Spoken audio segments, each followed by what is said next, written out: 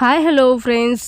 அண்ணன் வந்து நம்ம ரம்யாவுக்கு ஒரு சூப்பரான பதிலடி சவாலை தான் கொடுத்துருக்காங்க அப்படின்னு யாரெல்லாம் நினைக்கிறீங்களோ அவங்களாம் நம்ம வீடியோக்கு லைக் பண்ணிக்கோங்க. ஆமாங்க, ரொம்ப சூப்பராக பார்த்திங்கன்னா சவால் விட்டுருக்காங்க. கூடிய சீக்கிரமே வந்து நம்ம ரம்யா கிட்ட விட்ட சவாலில் பார்த்திங்கன்னா நம்ம அண்ணன் ஜெயிக்க தான் போகிறாங்க. ஆனால் என்ன, கொஞ்சம் போராட போகிறாங்க. கொஞ்சம் போராடனா பார்த்திங்கன்னா நம்ம ரம்யாவை வழிக்கு கொண்டு வந்துடலாம். இப்போ வந்து உன்னை வந்து இந்த வீட்டுக்கு மருமகளாக, அதாவது சரவணன் அத்தானுக்கு பொண்டாட்டியாக நான் வாழ வைக்கிறேன், கண்டிப்பாக வந்து உன்னை அடக்கி வைக்கிறேன், இது என்னுடைய சவால் அப்படின்ற மாதிரி வந்து அவ்வளோ ஒரு தைரியத்தோடு வந்து நம்ம ரம்யா கிட்டே பார்த்திங்கன்னா சொல்லிட்டாங்க ஓப்பனாக. இப்போது இதனாலே கூட பார்த்திங்கன்னா நம்ம ரம்யாவுக்கு பயங்கர கோபம் மட்டும் இல்லாமல் அண்ணத்துக்கு எதிராக ஏதாச்சும் ஒன்று செஞ்சுக்கிட்டே இருக்கணும் அப்படின்ற மாதிரி வெறித்தனமும் பார்த்திங்கன்னா கூடிக்கிட்டே இருக்குது.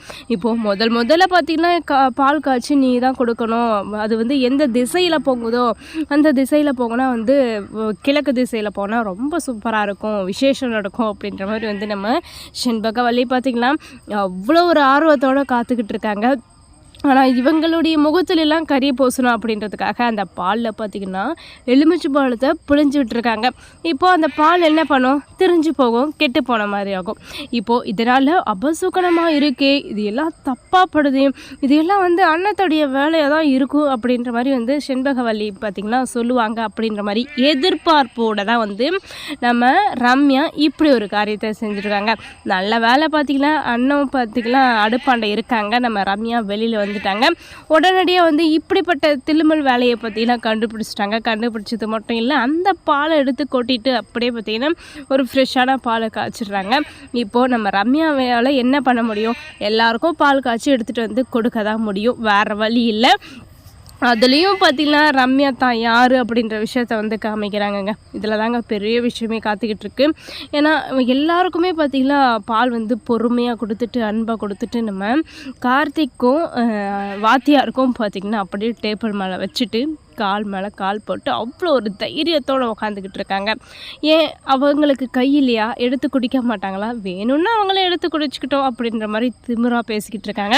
இதுக்கெல்லாம் கோவப்படுவாங்க, ஏதாச்சும் ஒரு பிரச்சனையை கலப்பி விடுவாங்க அப்படின்ற நோக்கத்தில் நம்ம ரம்யா செஞ்சுருந்தாலும் வாத்தியாருக்கு தெரியாதா, இல்லை நம்ம கார்த்திக்கு தெரியாதா? ஏன்னா ரம்யா இது மாதிரி எல்லாம் செய்வா அப்படின்ற மாதிரி எதிர்பார்ப்போடு தானே உட்காந்துக்கிட்டு இருக்காங்க, காத்துக்கிட்டு இருக்காங்க. ரம்யா எப்படிப்பட்டவ அப்படின்ற விஷயத்த புரிஞ்சுக்கிட்டு தானே இருக்காங்க. அப்போது நம்ம எதுக்காக வந்து சண்டை போடணும் அப்படின்ற மாதிரி வந்து எதுவுமே தெரியாத மாதிரி சைலண்ட்டாக இருக்காங்க. அது மட்டும் இல்லாமல் நம்ம சண்முக வாத்தியாரும் சும்மா சொல்லக்கூடாது, நம்ம ரம்யாவை வச்சு செஞ்சிட்ருக்காங்க. கூடிய சீக்கிரமே பார்த்திங்கன்னா ஒவ்வொரு நாளும் வந்து முகத்தில் கறியை தான் பூசிக்க போகிறாங்க நம்ம ரம்யா. அதே போல் தான் வந்து நம்ம செண்பகவல்லியும் சரி சரவணனுக்கும் சரி மிகப்பெரிய ஆப்பே காத்துக்கிட்டு இருக்குது அப்படின்னு கூட சொல்லலாம்.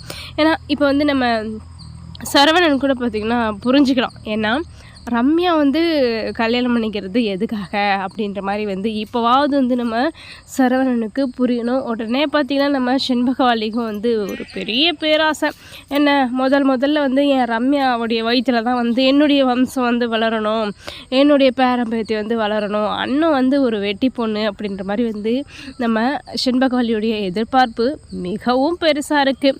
ரம்யா தான் முதல்ல கன்சீவ் ஆகணும், அவங்க பின்னாடி கல்யாணம்னாலும் அவங்களுக்கு தான் முதல்ல குழந்தை பிறக்கணும் அப்படின்ற மாதிரி எதிர்பார்ப்போடு காத்துக்கிட்டு இருக்க நம்ம செண்பகவல்லிக்கு ஒரு மிகப்பெரிய ஏமாற்றத்தை தான் வந்து நம்ம ரம்யா கொடுக்க போகிறாங்க. ரம்யா கொடுத்தாலும் பார்த்திங்கன்னா எப்படியாவது வந்து இவங்க 2 பேரையும் சேர்த்து வைக்கணும் அப்படின்ற முயற்சியில் வந்து நம்ம அண்ணன் காத்துக்கிட்டு இருக்காங்க. இப்போது சரவணனுக்கும் பார்த்திங்கன்னா ஏதாச்சும் ஒரு பக்கமாவது வந்து புரிய ஆரம்பிக்கணும், ரம்யா வந்து எங்களோட சேர்ந்து வாழவே மாட்டா, அதனால் வந்து இந்த வாழ்க்கையே எனக்கு வீணாக போச்சு, ரம்யா எனக்கு தேவையே இல்லை அப்படின்ற முடிவுக்கு கூட பார்த்திங்கன்னா நம்ம சரவணன் வரலாம். இப்போவாவது வந்து ரம்யாவுடைய முகம் என்னன்னு புரியும் இல்லையா, அவங்களுடைய மறுமுகம் என்ன அப்படின்ற விஷயம் வந்து தெரியும் இல்லையா.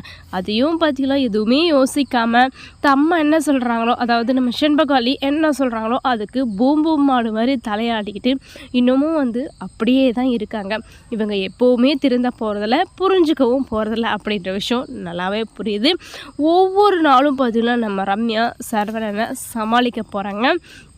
அதாவது நம்ம செண்பகவல்லிக்கு இந்த விஷயம் தெரிஞ்சால் கண்டிப்பாக வந்து நம்ம செண்பகவல்லிக்கும் பார்த்திங்கன்னா ஒரு பக்கம் கவலையாக இருக்க போகுது. ஏன்னா தான் பிள்ளையுடைய வாழ்க்கை நானே கெடுத்துட்டேனே அப்படின்ற மாதிரி ஒரு பக்கம் இருக்குவாங்க. இன்னொரு பக்கம் பார்த்திங்கன்னா நம்ம வாத்தியாருக்கு இது எல்லாம் தெரிஞ்ச விஷயந்தான். இந்த கல்யாணத்துக்கு வந்து அவர் ஒத்துக்கவே இல்லை. இருந்தாலும் குடும்பத்தில் இப்படியெல்லாம் பிரச்சனை வரும், எனக்கு எதிராக அவள் எது செய்யக்கூடாதோ அது எல்லாம் வந்து செய்வா. அண்ணன் எப்படி பொறுமையாக பணிவோடு இருக்காளோ அன்போடு இருக்காளோ அதுக்கு ஆப்போசிட்டாக தான் வந்து நம்ம ரம்யா செய்வா அப்படின்ற விஷயம் எல்லாமே வந்து நம்ம வாத்தியாருக்கு நல்லாவே புரியுது. புரிந்திருந்தாலும் பார்த்திங்கன்னா கொஞ்சம் கூட வந்து நம்ம ரம்யா மேலே கோவம் பட போகிறதில்ல, அதே போல் வந்து அன்பும் காமிக்க போகிறதில்ல. எல்லாமே வந்து நம்ம அண்ணன் பக்கம் தான் இருக்க போகிறாங்க. இதனால் பார்த்து வந்து நம்ம ரம்யாவே பார்த்திங்கன்னா ஒரு பக்கம் கோவத்தோடு இருக்க போகிறாங்க. ஏன்னா என்ன வந்து ஒரு மாதிரியும் அன்னத்தை வந்து ஒரு மாதிரியும் இந்த வீட்டில் வந்து சண்முக வாத்தியார் நடத்துகிறாரு அப்படின்ற மாதிரி முடிவுக்கு நம்ம ரம்யாவே வந்துட போகிறாங்க. என்னதான் நடக்கும், நம்ம ரம்யா என்னெல்லாம் பிரச்சனை பண்ண போகிறாங்க, இந்த பிரச்சனையெல்லாம் வந்து எப்படி நம்ம அண்ணன் சால்வ் பண்ணுறாங்க அப்படின்ற விஷயத்த நம்ம பொறுத்திருந்து பார்க்கலாம். இந்த மாதிரி இன்ட்ரெஸ்டிங்கான வீடியோ கேட்க நம்ம சேனலை சப்ஸ்கிரைப் பண்ணிக்கோங்க.